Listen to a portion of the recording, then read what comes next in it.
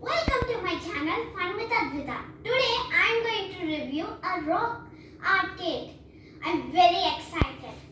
Its name is rock art kit. You can see it's very heavy. Let's open and see what's inside. It's in a jute bag, very good for the environment. There's a tube-like structure, a cylinder. Let's see what's inside. It seems we have some paint. We have different colors. We even have glitter paint. And we have the primary colors and other colors. We have the manual. There are instructions and there are many different types of little designs we can use. It's very exciting.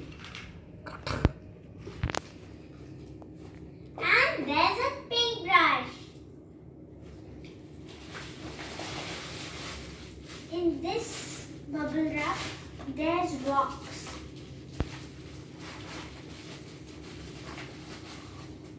Here's one rock.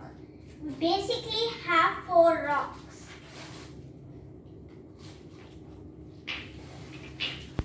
And another one. And another very big one. So we basically have 4 rocks. It is very exciting to paint.